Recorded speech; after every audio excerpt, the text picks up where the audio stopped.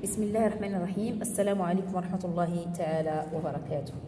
Bien, on va continuer les leçons sur les cahiers de la Luciole, niveau CM1, c'est-à-dire 4e année primaire, sur les cahiers de la Luciole, sciences. Donc, on est arrivé à la leçon 17. Alors, voilà le titre de cette leçon. Comment voir que je suis malade?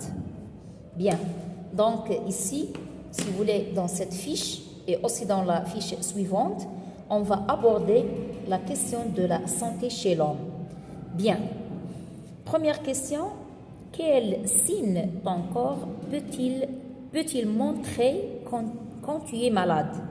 Alors, en observant bien le dessin. Alors, ici, quels sont, si vous voulez, les signes?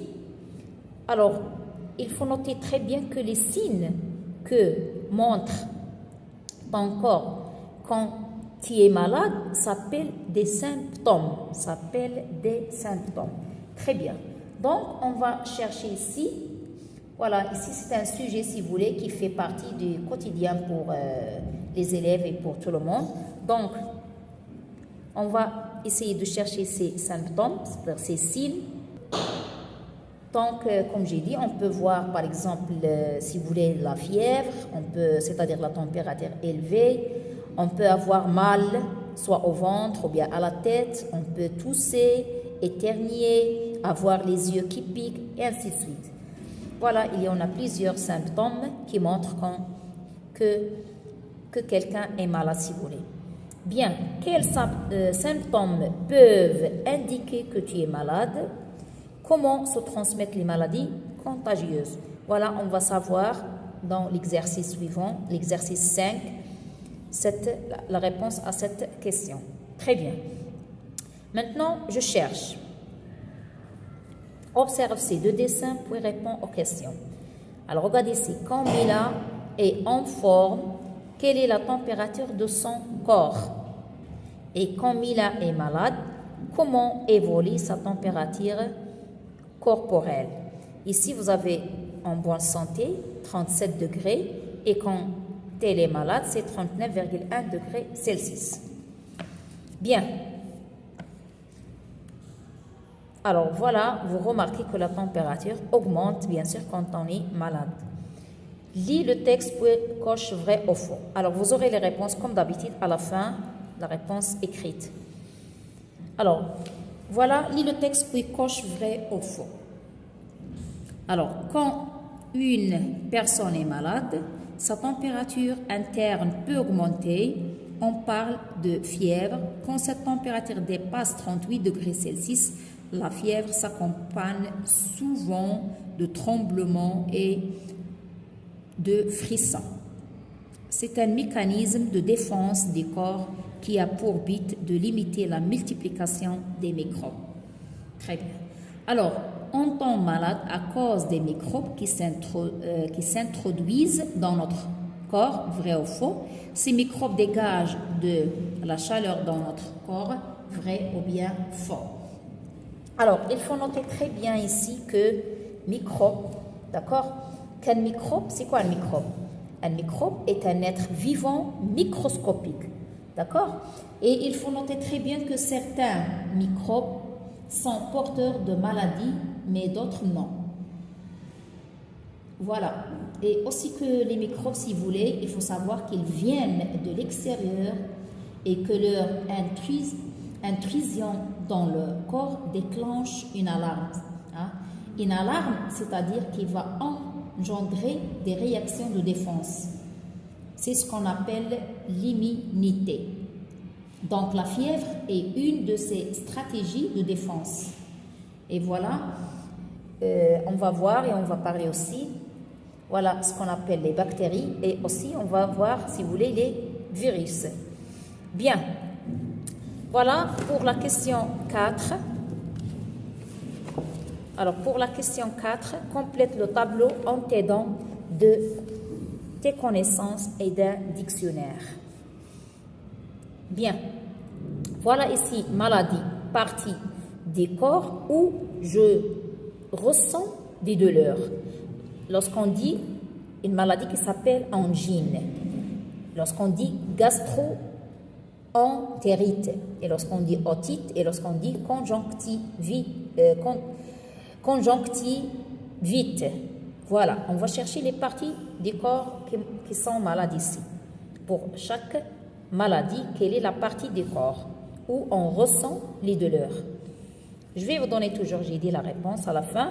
Observe le document pour répondre aux questions.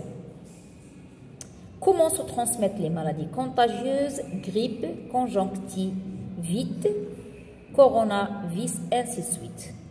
Par contact direct, par contact indirect. Et voilà les images. Ici, quels sont les deux grands modes de transmission des maladies et donne des exemples d'objets sur lesquels il peut y avoir beaucoup de microbes. Et voilà, on va tirer une conclusion à la fin. Bien. Voilà pour la première question. Quel signe ton corps peut-il montrer quand tu es malade? Voilà, on va écrire. Quand on est malade, on peut avoir de la fièvre, c'est-à-dire de la température, avoir mal au ventre, à la tête, tousser, etc. Tousser, éternuer, avoir les yeux qui piquent, et ainsi de suite. Voilà. Et ici, voilà, vous avez ici, quand Mila est en forme, quelle est la température de son corps? Bien sûr, c'est 37, ça se voit. Et quand elle est malade, voilà, vous voyez comment évolue sa température. On voit très bien que la température augmente, passe de 37 à 39,1 degrés Celsius, ça veut dire la température augmente. Voilà, sa température augmente, c'est-à-dire s'élève. Bien, voilà, on a déjà lu ce texte et on dit on tombe malade à cause des microbes qui s'introduisent dans notre corps. Bien sûr, c'est vrai. Ces microbes dégagent de la chaleur dans notre corps? Non, c'est faux. Bien. Alors voilà ici, maladie qui s'appelle angine. La partie du corps, c'est gorge. Et gastro-entérite, c'est ventre. Otite, c'est oreille. Conjonctivite, c'est œil. Et voilà ici les deux grands modes de transmission, c'est-à-dire le passage des maladies d'une personne à une autre, c'est le contact direct comme ici, vous voyez, le contact direct et le contact indirect. Une personne malade qui touche par exemple un objet, hein, et l'autre personne qui va venir pour le toucher encore une deuxième fois, bien sûr, il va trouver déjà les microbes ici, il va tomber malade. Bien, voilà ici façon directe et façon indirecte. Donne des exemples d'objets sur lesquels il peut y avoir beaucoup de microbes, bien sûr les poignées de porte, les rampes d'escalier, les pièces de monnaie, etc.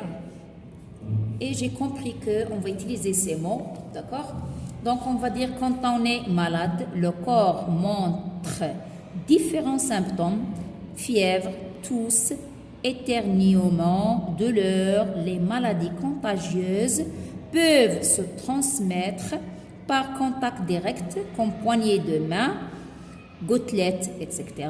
ou par contact indirect, poignée, rampe d'escalier, etc.